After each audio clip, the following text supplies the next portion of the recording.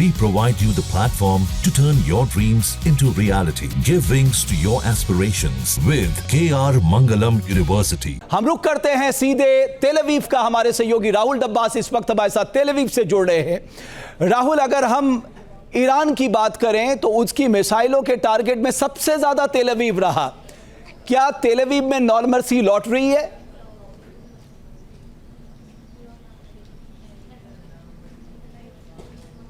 निश्चित तौर से तेल अवीव अब धीरे धीरे सामान्य होता हुआ नजर आ रहा है। शाम को शुक्रवार 5 बजे से लेकर के शनिवार 5 बजे तक शाबाज शलोम कहा जाता है, यानी यहाँ पर वीकेंड सिर्फ शुक्रवार और शनिवार का होता है और रविवार वर्किंग डे होता है बाकी दुनिया से इतर।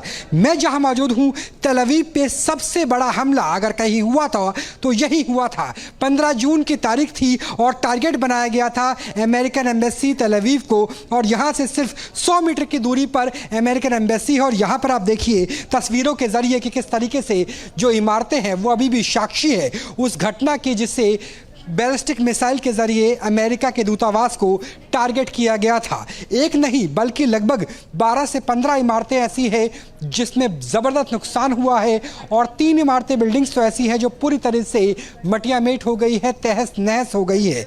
जो आईडीएफ के सोर्सेज है वो बता रहे हैं कि सिर्फ इसी इलाके से 70 लोग घायल बताए जा रहे थे। तो आप देखिए कि 4 इमारतें पूरी तरीके से खत्म हो गई है और बाकी जितनी बिल्डिंग्स है उनमें भी अच्छा खासा डिस्ट्रैक्शन देखने को मिल रहा है। और यही वजह है कि अभी भी बैरिकेडिंग लगा करके आगे जाना अलाउड नहीं है। दरअसल हालांकि इस पूरे इलाके की फिक्सिंग की गई थी, चेकिंग की गई थी, लेकिन लगता है कि कई बार कुछ ऐसे शेल्स हो सकते हैं जो नहीं फटे हों और इसी वजह से अभी भी ये पूरा इलाका खाली करा के रखा गया है। यहाँ तक कि जो गाड़ियाँ थी वो गाड़ियों को भी यहाँ से हटाया नहीं गया है। तो जो डर का माहौल है वो साफ तौर पे नजर आता है। कुछ इजरायली भी हमारे से बात करने के उनसे बात करने की कोशिश करेंगे।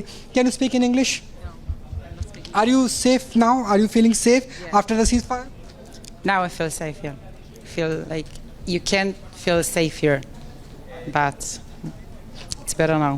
It's better now, but is a biggest question कि बट का सवाल यही है कि अभी तक हम सेफ हैं, आगे की स्थिति क्या होगी कोई नहीं जानता।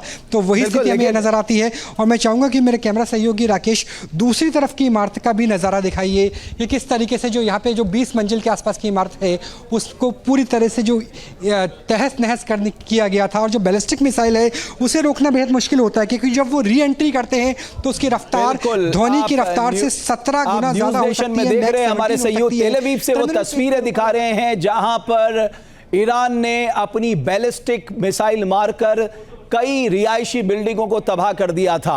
एक जो बड़ा सवाल राहुल आज हम जो उठा रहे हैं कि आखिर खामनेई सार्वजनिक क्यों नहीं हो पा रहे हैं। कल नमाज जनाजा है और कई जो उनके साइंटिस्ट मारे गए थे, जो आर्मी कमांडर मारे गए थे, बताया जा रहा है कि हो सकता है वो बाहर आ सकते हैं। इस बारे में कोई जानकारी है? क्योंकि लगातार ये कहा जा रहा है कि आईडीएफ के टारगेट में हमेशा खामनेई रहे हैं।